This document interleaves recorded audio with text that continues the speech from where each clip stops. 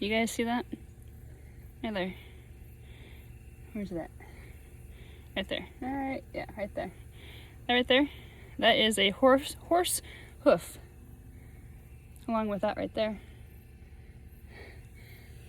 You see how close that is to the house? Yeah. That's really, really close. So, being an energy master, energy alchemist, I deal on energy on an intense level.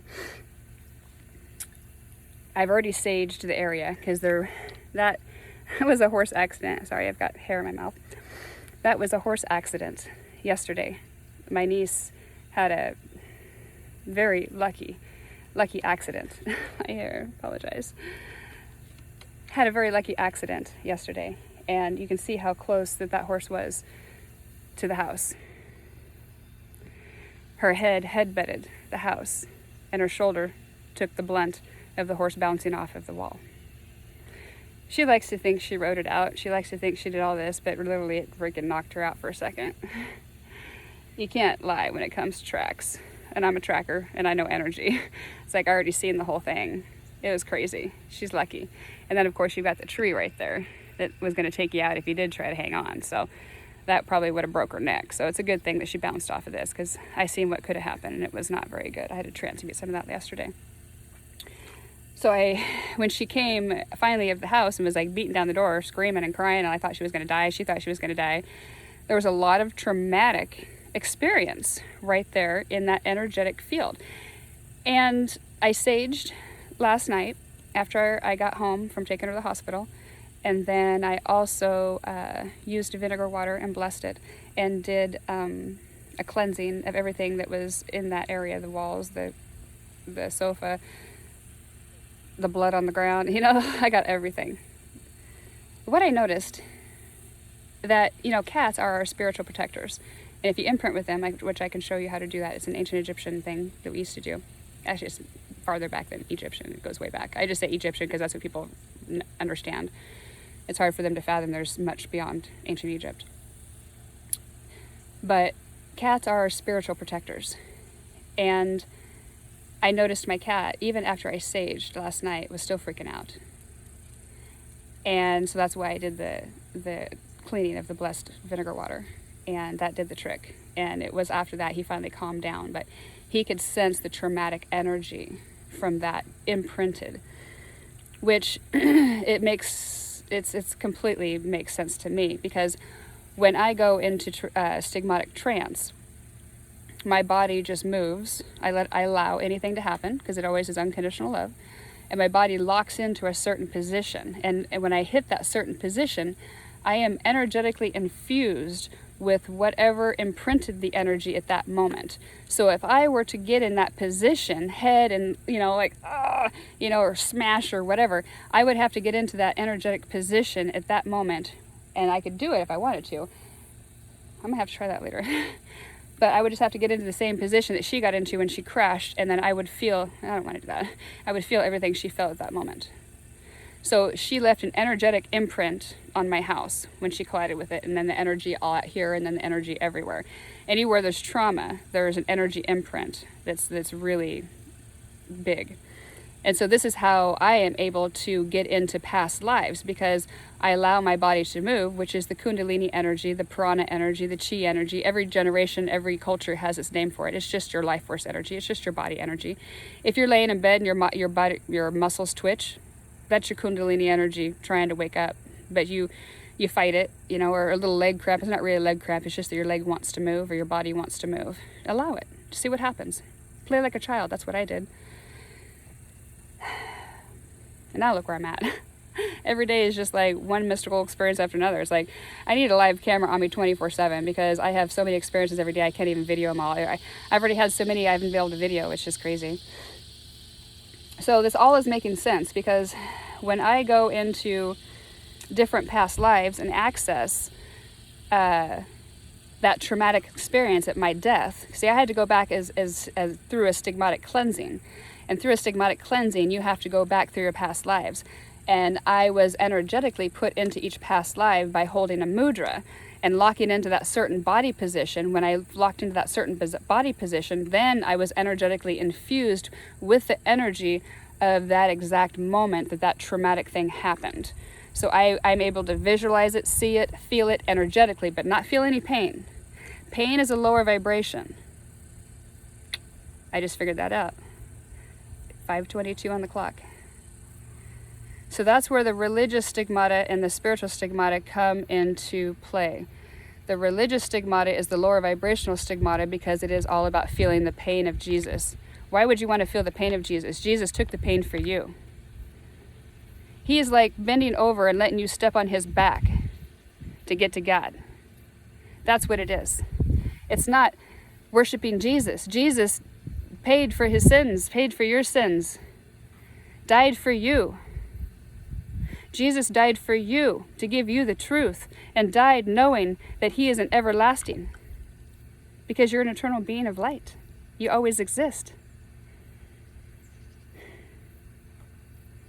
It's just beautiful, isn't it? To know that just God is everything. And when you realize that God is everything, then you realize that that person that you really don't like, or that person that you think is, they're racist or, opposites or whatever. You think, oh God, they're just so opposite of me. But really, they are you. Because God is one big ball of energy. And guess what? Your soul is in that ball of energy, whether you like it or not, right next to the other soul that is the person that you don't like, equal to you. So if you don't like that person brings out the worst in you, then what is it about you that you don't like about yourself? What does it say? 654. So that's 9 and 6. Okay. 6 is all about love. He said, look at the counter. I had to think about it. I had to get out of my channeling. What am I doing now? Spirit's just like taxing me today. I say spirit, but it's my higher guidance. It's my guides. It's my angels. It's God. It's whatever. It's an energy that infuses with mine. I am such a high vibration that there's nothing of a low vibration that can infuse with my energy, period. So when I say higher guidance, I mean anything above me, which I am super high vibe. I am just pure love. So you can't vibrate love and hate at the same time. You can't vibrate compassion and vindictiveness at the same time. You can't do it. So this stuff, I made this stuff a while back ago. I got a half a bottle left. I've been handing stuff out for free here and there. I made it a long time ago. It's a natural product, essential oils. And I made it with some crystals in there too, and blessed it with the moon energies and everything else a long time ago, and then just kept it. And it's a cleansing spray, and it smells really good, actually. But with the sage, it worked a little bit to get the but you still have to get the residue, because when you're talking a traumatic experience, it leaves an energetic residue. So if there's a traumatic experience on a couch, and then the next person that goes to sit on that couch is going to be like feeling a little bit like uncomfortable, right? Because there's an energetic imprint of residue right there, because there's a traumatic experience. So imagine if you go and buy a house that's never been cleansed properly energetically. Everything that's been traumatized, every cry that's ever happened, every fight that's ever happened, any murders that have happened, it's going to infuse into your energy and make you feel like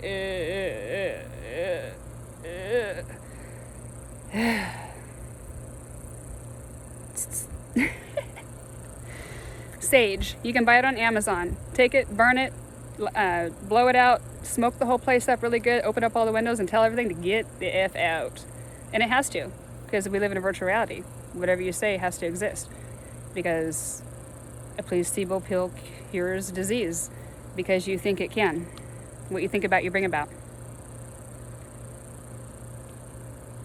So I have really good intent. And that was such a traumatic experience for both of us, because I was on the receiving end, and I've never been on the receiving end of the horse thing. I've always been on the I'm not okay, but I'm trying to be really tough right now, even though I think I might die, and I want to cry, but I'm not going to. That was me, smiling for the broken nose, bleeding all over the place. I got it. Went inside, I just wanted to somebody just hold me and say, it's okay if you cry. I know it hurts. I'm like, it actually does. And thank you for understanding, but I feel like I have to be tough for the whole world. It's like, why? Why do I have to be tough for the whole world if I want to cry? It's like, why does everybody else get to cry and I don't? Because I have a wounded masculine. Because I was raised by a father that had a gay son and didn't approve, so he made sure that I was the boy he never had. Which was fine, because I had a fun time, but when you talk to a girl, it's, after a while, when all you know is go, go, go, go, go, go, go, achieve, achieve, achieve, achieve, achieve, achieve, achieve, and you don't know how to sit back into your feminine and receive. Now, when you're talking about receiving in the feminine, I'm talking about each one of you, men and women, have masculine and feminine. Your right side is feminine, which is positive. Your left side is negative, which is masculine. That's duality. You must balance those two to come into union with self. Because you cannot come into union with anybody else completely until you come into union with self. And what that means is you need to come into loving who you truly are, authentically. And not caring what anybody else thinks. I don't care if everybody thinks I went from horse trainer to hoodoo, voodoo, whatever. I know who I am at a soul level. I know what I've seen. I know what I've been through. I know you cannot take that away from me.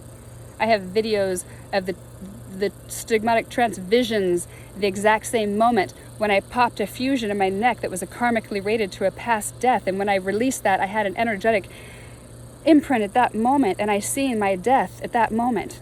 You can't take that away from me because I have it on video. That's an energetic imprint that's never going to go away. And in my mind, I've seen it all. You can't take any of that away from me, and you won't. But it also doesn't define who I am. Because you know what? In each one of those past lives, I screwed up. I understood what God wanted me to do, but I didn't understand the proper way to bring it. And the proper way to bring it was just to be authentically who I was and not give a care about what anybody thought of me at all. Because I've cared from my time I existed on this planet what everybody thought of me, because I felt like I needed to be the one that everybody needed to come to.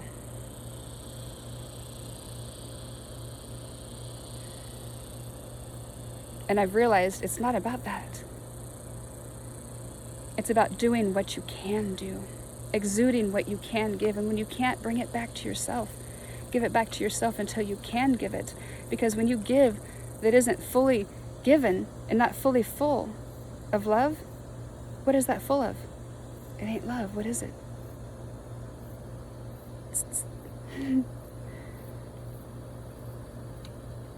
I'm funny. I'm like spiritual / comedian / very serious if you do F with me. Because it's just like I open my mouth and God speaks through, which God is with my higher self. So in other words, my higher self comes through, and she's not so nice sometimes. I'm just like word vomit coming out. I'm like, I'm just the channeler. I'm just the channeler. It just happens. But usually it reaches the soul of the person it needs to go to, and it usually creates a pretty good spiritual awakening for him. I laugh because I've spent 3 years in what I considered hell, so a little bite from God is nothing compared to what I've been through. And if I can tolerate what I've been through and what I've seen and what I've come back from multiple times, you can take a bite from God. God says, clean up your act, slow down, and realize that time is linear. Time is energy, energy is time, energy is everything, energy is limitless. The universe is limitless. Your thoughts are limitless. What does your imagination say? Your imagination should not be a limit. The Bible puts limits on your imagination, not from what it says, but way it's interpreted. The solstices are in the Bible for a reason, because they're energetic portals. What does that mean? That means there's an energy that's emitted out of the sun at that moment, because we are in a different part of the galaxy that our solar system is in, and we are getting infused with a brand new energy. It's called evolution, my friends. Evolution. Don't be scared of it. Change is everywhere. Change is everything. Why do you think I'm back as a feminine? Why would anybody listen to a feminine?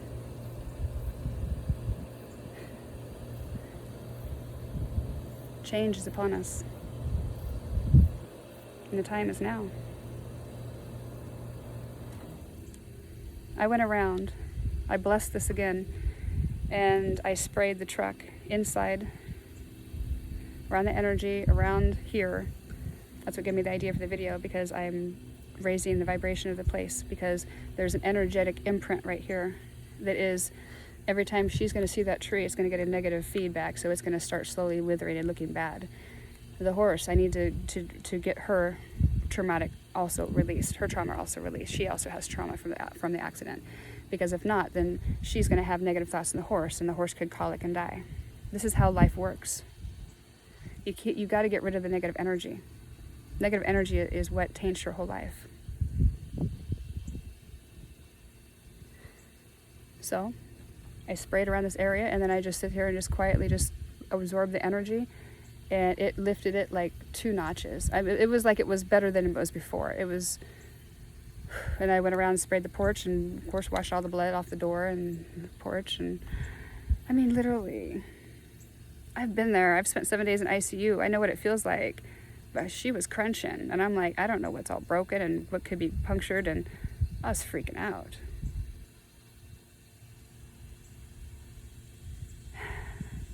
Thank God that everything is fine and everything is safe. But I'm telling you what, they don't take much. Everything can change in a blink of an eye. And what would your thought be?